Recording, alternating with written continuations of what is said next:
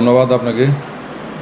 আমরা ঢাকা মেট্রোপলিটন পুলিশের পক্ষ থেকে, আমাদের মাননীয় পুলিশ কমিশনার মহোদয়ের পক্ষ থেকে আমরা আইন শৃঙ্খলা রক্ষায় বদ্ধপরিকর।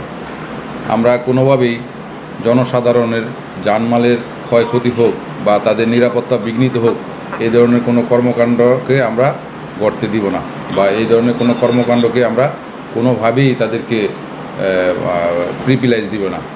আমরা এই বিষয়ে জিরো টলারেন্স। আমরা আমাদের এই তেজগাঁ থানা এলাকার এই জনসাধারণের জানমালের নিরাপত্তা, তাদের ব্যক্তি স্বাধীনতা এবং তাদের চলাফেরা নির্বিঘ্ন করার জন্য আমরা পর্যাপ্ত পরিমাণ টহল ব্যবস্থা জোরদার করেছি এবং ফুট পেট্রোল সহ মোবাইল পেট্রোল এবং বাইক পেট্রোল আমরা বৃদ্ধি করেছি।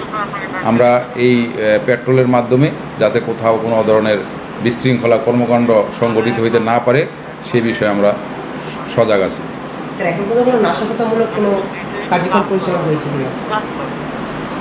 অ্যাকচুয়ালি আমাদের তেজগাঁ থানা এলাকায় আমাদের এখানে ওইরকম বড় ধরনের কোনো ঘটনা সংঘটিত হয় নাই। দুই এক জায়গায় আপনার ককটেল বিস্ফোরণের ঘটনা ঘটলেও আমরা ওই সমস্ত বিষয়ে মামলা রেকর্ড করি এবং যারা ঘটনার সাথে জড়িত তাদেরকে আমরা গ্রেপ্তার করে ইতিমধ্যে বিজ্ঞ আদালতে প্রেরণ করি।